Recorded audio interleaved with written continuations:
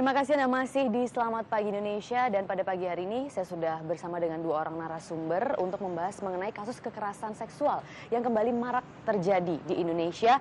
Ada Kombes Pol Suharsono yang merupakan Kabag Penum Mabes Polri. Selamat pagi, Pak Suharsono.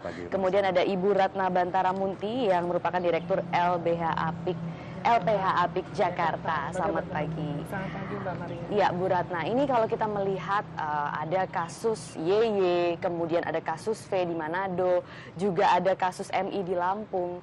Tapi itu terkesan seolah-olah baru muncul, baru terlihat, dan baru ramai setelah ramai di media sosial. Nah, bagaimana Pak Suharsono menanggapinya? Apa memang penanganannya ini terlambat, Pak? Oh, enggak.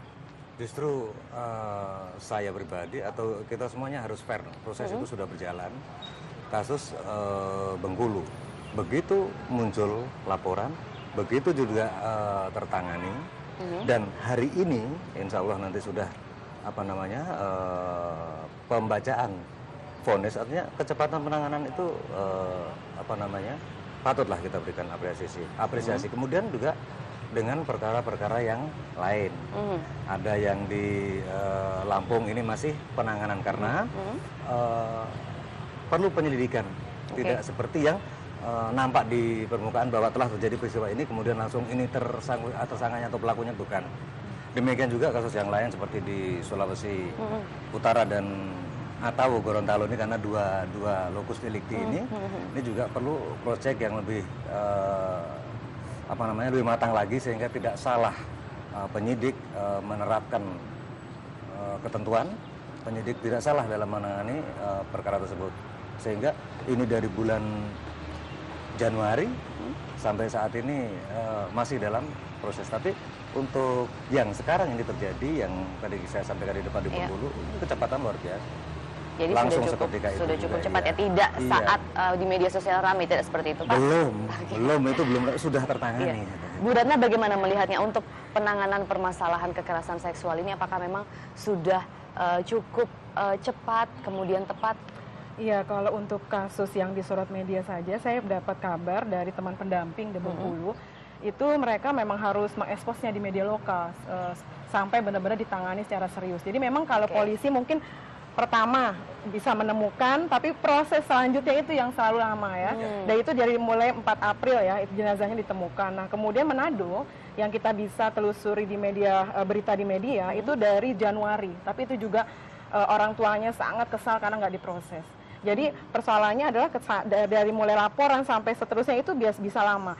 Dan sayangnya juga yang prihatinkan dari pengalaman sekian kita dari mulai kita 95 ya, Lembaga Bantuan Hukum Apik Jakarta, dan kita juga ada di berbagai provinsi, 16 provinsi, itu biasanya dalam kasus kekerasan seksual itu juga mengalami banyak hambatan justru di tingkat awalnya. Jadi banyak yang ditolak, banyak yang tidak diproses gitu ya. Dengan alasan apa itu yang didapatkan dari LBH Apik? Itu karena memang ada bias ya dalam menerima kasus kekerasan seksual yang seringkali menyudutkan korban. Jadi blaming the victim itu terasa sekali. Sering direspon dengan, oh kamu suka sama suka, oh ini bukan perkosaan, bukan kekerasan seksual, ini lebih hubungan seksual biasa. Apalagi kalau pelakunya adalah mereka yang punya relasi gitu ya. Dan seringkali perempuan itu yang selalu disalahkan, dia yang menyulut kekerasan terjadi pada dirinya. Nah, sehingga untuk meneruskan juga itu menjadi hambatan juga, karena itu terus terang korban-korban itu kan mengalami sebegitu dasar ya trauma psikologisnya, tetapi penanganan awal tuh harusnya benar-benar sensitif terhadap korban. Nah, itu yang kita belum melihat ini secara sistematis ya, bukan berarti tidak ada yang baik, tapi masih banyak. Tapi secara sistematis itu tidak masih banyak kita temukan praktek seperti itu. Apalagi kalau misalnya dari visum et repertum itu ada luka lama, itu mudah sekali disudutkan, oh ini berarti sudah tidak perawan. Atau bisa dilakukan misalnya lebih dari sekali, karena memang relasi hubungannya kan juga hubungan misalnya intim, misalnya pacar, atau misalnya dosen dengan mahasiswa yang menggunakan iming-iming, bujuk rayu gitu ya. Nah itu kok bisa ya 2 kali? Itu masih kita ketemukan di kepolisian. Nah belum lagi sistem keterpaduan belum ada. Misalnya ketika korban ke rumah sakit, nah harusnya kan proses bisa jalan terus, artinya bisa jemput bola di rumah sakit, atau ketika korban melapor dulu ke NGO misalnya gitu, itu harusnya ada atau ke P2 TP2 itu harusnya ada sistem terpadunya. Nah itu yang kita belum lihat sebenarnya. Kepolisian sudah mengeluarkan ya Perkap nomor 3 tahun 2008. Ya. Nah itu tentang ruang pelayanan khusus dan tata cara pemeriksaan saksi korban. Nah itu yang harusnya benar-benar diperbaiki lagi karena di situ masih hanya tindak pidananya KDRT dan trafficking. Jadi dan nggak juga ada kekerasan seksual. Nggak ada kekerasan seksual dan juga belum detail bagaimana sih praktek memeriksa korban yang benar-benar sensitif. Dan ketika dia butuh konseling itu harusnya ada, bukan dirujuk misalnya ke P2 TP2 itu kan proses pergi lagi ke sana. Nah, itu kan harusnya berlangsung di ruang pelayanan khusus. Tempatnya harus nyaman, di situ ada ruang kesehatan, ada ruang konseling dan pemeriksaan itu harusnya berbasis dengan hasil konseling. Jadi nggak lagi udah dikonseling, nanti diperiksa di BAP lagi gitu ya. Nah itu tanpa mengintegrasikan hasil konseling. Artinya masih banyak tekanan psikologis yang diterima para korban dan sampai sejauh ini kita ini kan udah bertahun-tahun ya melaporkan tentang tingkat kekerasan seksual yang semakin tinggi di LBH Apik Jakarta yang hanya menangani wilayah Jabodetabek. Itu kita setiap tahun tuh rata-rata 25 kasus dan kemarin 2014 28 kasus dan sekarang meningkat cukup tinggi, hampir setengahnya 42 kasus. Dan 13 kasus itu adalah anak-anak. Dan dari kasus-kasus itu hanya 5 yang baru diputuskan. Itu kan ini sekali baru gitu terlihat ya. Iya, semua masih di penyidikan. Ada yang kemudian tidak dilanjutkan kurang cepat. karena korban memilih nggak dilanjutkan karena itu pelaku tidak ditahan atau juga disudutkan dan itu juga menjadi trauma lagi. Jadi ada reviktimisasi buat korban. Nah, itu yang saya kira sekarang kita harus bikin terobosan lah, nggak bisa lagi kita tuh bisnis as usual melakukan seperti sehari-hari gitu. Akan cari solusi seperti apa? Situasinya. Akan cari solusi apa, terobosan seperti apa yang tepat. Pak Suarsono tadi sudah mendengar keluhan dari Bu Ratna. Ada blaming the victim itu ternyata masih mayoritas, Pak. Sebenarnya bagaimana fakta di lapangan sendiri dari kepolisian? Jadi sudut pandangnya bukan hanya dari kepolisian. Ini adalah hal atau persoalan yang ditangani secara komprehensif dari seluruh komponen bangsa ini. Pemerintah dalam hal ini juga sudah membentuk satgas penanganan hal-hal yang semacam ini, di mana kementerian ini sebagai leading sektornya dan seterusnya. Kemudian dalam satgas ini kami dari kepolisian ada di sub satgas penindakan. Nah, kemudian dalam penindakan kan tidak hanya bermuara ini proses penyidikan, kemudian ini diserahkan ke jaksa penuntut umum, kemudian untuk proses peradilan, bukan hanya itu. Karena apa? Seperti disampaikan oleh Bu Ratna, bahwa side effect dari persoalan ini kan luar biasa.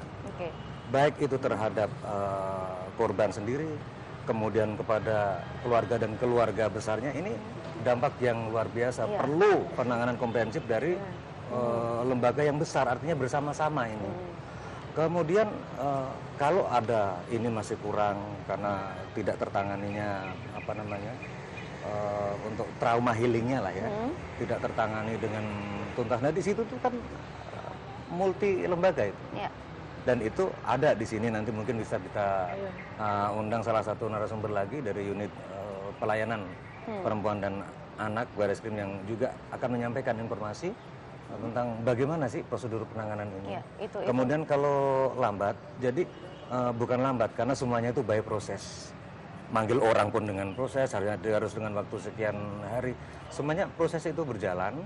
Kemudian kalau sekian perkara ditangani, sekian perkara dilaporkan, kok hanya sekian perkara divonis, kembali lagi yang memvonis itu siapa.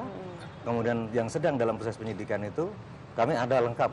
Perkosaan ada berapa, anak berhadapan dengan hukum, kemudian kekerasan terhadap anak, kekerasan terhadap perempuan, ada semua yang tertangani, kemudian proses di seluruh Indonesia ada.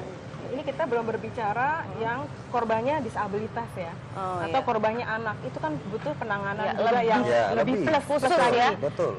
Meskipun yang korban secara umum perempuan dewasa itu juga harus pendekatannya juga harus sensitif korban, tapi untuk kelompok-kelompok yang disabilitas yang kita pernah tangani itu juga belum ada semacam sistem yang terpadu, juklak juknis yang benar-benar gimana sih yang bisa nih memproses kasus-kasus seperti ini. Kita banyak yang terkendala karena penanganannya yang dianggap keterangan korban berubah, tidak bisa, padahal kan memang dia adalah kelompok disabilitas. Itu nanti kita akan membahas lebih lanjut mengenai hal tersebut tentunya setelah jeda pariwara berikut ini. Tetaplah bersama kami di Selamat Pagi Indonesia.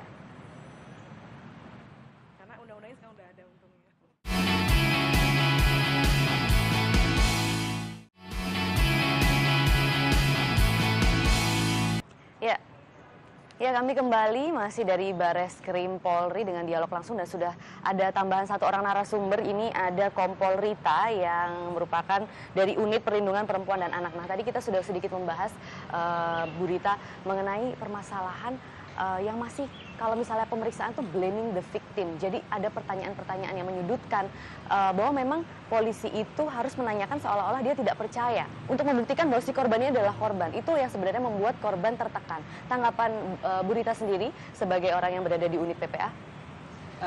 Ya, sebetulnya untuk penanganan terhadap khususnya anak, begitu ya dengan perempuan, baik dia sebagai korban maupun sebagai pelaku, sejak tahun 2007 Polri telah menetapkan adanya peraturan Kapolri nomor 10 tahun 2007. Di sana mengatur mengenai organisasi dan tata kerja untuk unit perlindungan perempuan dan anak di lingkungan Polri. Artinya di sana kami sudah concern bagaimana kita memberlakukan sistem atau mekanisme, bagaimana kita memeriksa, bagaimana kita meminta keterangan dari proses penyelidikan maupun proses penyidikan tersendiri terhadap perempuan dan Jadi anak. sudah ada mekanisme. Sudah Tapi ada unit mekanisme. PPA ini sampai ke taraf mana? Sampai ke taraf Polres, Polsek? Ya, sampai seluruh Polsek Indonesia sekarang sudah ada di Polsek. Jadi kemarin kita dengan adanya 7.000 polwan yang direkrut oleh Polri, di sana mereka utamanya ditempatkan di polsek-polsek. Utamanya yaitu mendukung untuk melaksanakan kegiatan perlindungan terhadap perempuan dan anak. Tapi fakta di lapangan masih banyak ya. Mungkin Pak Harsono ingin menambahkan sedikit. Kadang-kadang juga ada polisi yang dalam tanda kutip menggoda gitu, bercanda. Tapi itu sebenarnya menyudutkan, benar tidak Bu? Jadi mungkin mungkin kamu suka sama suka. Kadang ada pernyataan-pernyataan seperti itu gitu, masih banyak, benar? Iya, dalam pendampingan kita itu sering muncul. Jadi dalam hal tersebut memang ada, kami tidak pungkiri beberapa kejadian dan itu memang juga dilaporkan dan kita tindak lanjuti. Ada perbuatan atau bahkan mungkin perkataan begitu. Ya sebenarnya tidak perlu itu ditanyakan atau tidak perlu itu dikeluarkan, tapi itu keluar sehingga menimbulkan hal yang ketidaknyamanan. sesuatu karena ini permasalahan yang sensitif. Berarti memang masih betul ada. Dan itu banyak yang ditangani itu. Nah, persoalannya memang harus dipahami juga oleh ini di garda depan ya. Kepolisian kan yang paling di garda depan untuk memberikan perlindungan dan kenyamanan. Nah, itu penting sekali dan pemahaman terhadap kondisi korban itu salah satu prasyarat. Nah, itu juga tadi ada Perkap nomor 10, tapi ada juga Perkap yang lebih khusus yang nomor 3 2008 Bu ya, tentang tata cara untuk bertanya seperti apa. Itu juga banyak dilanggar. Jadi pengawasan itu penting ya Pak ya. Betul. Tetapi juga saya tadi mengusulkan benar-benar di Perkap ini hanya anak yang wajib dikonseling ya. Tetapi untuk korban-korban kekerasan seksual itu nggak hanya anak. Jadi dewasa pun itu harus ada wajib dikonseling dulu dan ketika baru pemeriksaan selanjutnya itu harus berbasis dengan konseling. Jadi hasil konseling itu bisa diintegrasikan. Itu penting sekali. Solusi dari LSM, LBH dan itu harus berada seperti apa untuk pemeriksaan ruang pelayanan terpadu khusus yang nyaman. Dan kita harus pahami juga korban itu berani melapor itu suatu hal yang luar biasa.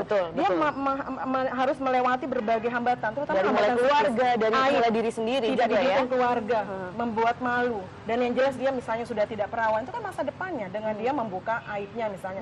Jadi itu belum lagi trauma yang dia hadapi. Nah, itu makanya butuh pendamping. Nah, ketika sudah sampai di polisi menghadapi kondisi yang tidak nyaman, pertanyaan yang vulgar dan menyudutkan, itu kan sesuatu yang bisa mundur lagi nih korban gitu ya. Ini kita teriak-teriak nih karena korban sampai mati ya. Banyak korban yang nggak sampai mati yang juga nggak bisa diproses kasusnya. Ini karena udah mati memang mudah bisa lagi kan. Tapi seperti itu. Jadi yang sampai tahap kejaksaan pengadilan tuh bisa dibilang 10-15% aja. Karena di garda terdepan ini kita nggak amankan. Nah, oleh sebab itu kita memang ingin sekali bekerja sama dengan ini karena ini pusatnya ya di Mabes Polri ini untuk pencegahan itu tadi. Semua itu RPK ruang pelayanan khusus itu tidak hanya di Polres, harus sampai Polsek. Jadi bukan di sini kan hanya dibilang kalau diperlukan. Ini kan yang terdekat itu kan Polsek ya. Jadi bukan hanya kalau diperlukan ya memang perlu gitu kan. Nah, di sini masih kurang kuat. Perkap nomor 3-nya itu harus segera dikuatkan gitu ya. Nah, lalu di ruang pelayanan khusus itu harus sudah ada konselornya. Jadi nggak dirujuk ke P2 ke P2A itu kan butuh waktu ke sana lagi. Lalu juga ada ruang kesehatan. Jadi memang terpadu dan kita udah zaman ibaratnya udah Baik. zaman modern begini, masa nggak bisa Iya. mengadakan ruang Mungkin pelayanan nanti yang ramah dari terhadap pihak anak, terhadap LSM, perempuan. LSM dan kepolisian ini bisa duduk bersama untuk mendiskusikan solusi terbaik untuk penanganan kekerasan seksual ini. Saat ini Sayang pun sekali, berlangsung itu. saat ini sudah berlangsung Iya. ya. Tapi masih banyak Betul. prakteknya, Dengan masih banyak masukan-masukan prakteknya. Jadi tadi, mungkin masukan-masukannya harus ya, lebih itulah yang menjadi sering bahan. Kita nggak perlu nunggu korban Iya. YYN, Iya. Bahi Menhadap. Jangan ada YYN lagi lah. Betul. Kita udah harus lebih cepat Baik. harusnya. Sayang sekali saya harus mengakhiri dialog Iya. ini. Namun terima kasih untuk kehadirannya di Selamat Pagi Indonesia. Terima Ya, kasih terima kasih Bu juga, Mbak Ratna, Maria. Bu Rita, dan juga Pak Suharsono. Dan demikian tadi dialog mengenai penanganan kekerasan seksual. Dan Selamat Pagi Indonesia masih akan kembali usai headline pukul 8 waktu Indonesia Barat. Ya, terima kasih Maria Lizia untuk perbincangannya. Nanti masih akan berlanjut ya. Ade akan membahas lebih lanjut lagi. Nanti dengan siapa? Nanti ada dari Komisi 8 DPR RI dan juga nanti ada dari Komnas Perempuan. Tapi setelah headline news pukul 8 waktu Indonesia Barat berikut ini.